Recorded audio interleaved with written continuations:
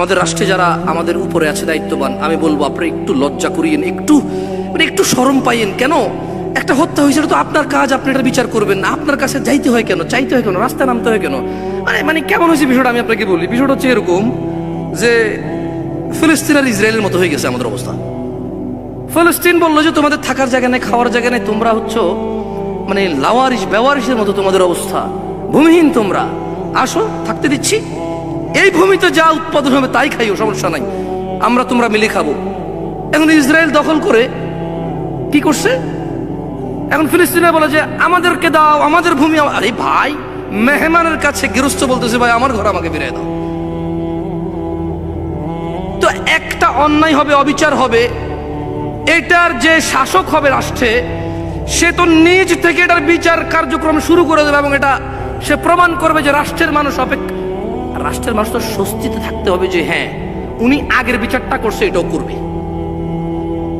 উনি অমুক বিচার করেছিল এটাও করবে। আমরা দেখি নাই এদেশে মানুষ শেখ হাসিনাকে আম্মাটাকে বিচার চাইছে, তারপরও পাই নাই। তো এখন কি আপনারা পুরুষ, আপনাদেরকে আব্বাটাকে বিচার চাইবো আমরা এখন?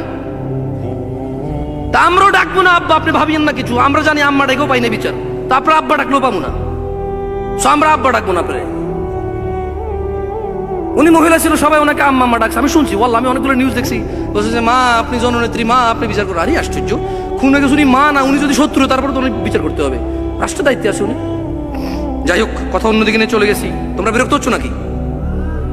বিরক্ত হইও না, তোমাদের ছোট ভাই বোনদেরকে বুঝাও ওরা সঠিক পথে আছে, তবে ভুল জায়গায় চাচ্ছে।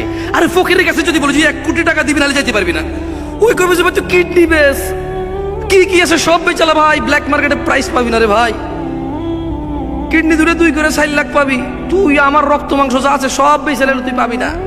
হ্যাঁ পাবি কখন, যখন কোনো বড় লোকের কারো শখ হবে যে মানুষ খাবো, সে যদি বলে যে হ্যাঁ একটা মানুষ এনে তো উইল ইংলিশে জব হয়ে তার গোস্ত আমার খাওয়া, তার 2 কোটি টাকা দেবে, তাহলে হবে করতে কেন? ফকিরের কাছে কোটি টাকা দাবি আর রাস্তাঘাটে মানুষকে জ্যাম করে মানুষের কাছে বলবো যে বিচার। আরে ও কি বিচার করবে? ও কি পুলিশ না, আর্মি না, র্যাব না, সরকার? কার কাছে যাচ্ছ তুমি বিচার? যে রাষ্ট্রে থাকবে বিচার সে করবে, যে শাসক হবে সেই ন্যায় করবে। যদি সে না পারে, সে যদি জান্নাতকে ভালোবাসে, আল্লাহকে ভালোবাসে, জান্নাতে যেতে চায়, সে বলবে ভাই আমি দায়িত্ব নিয়ে পালন করতে পারছি না, আমি গেলাম, তোমরা তাকে নিয়ে আসো যে পারবে।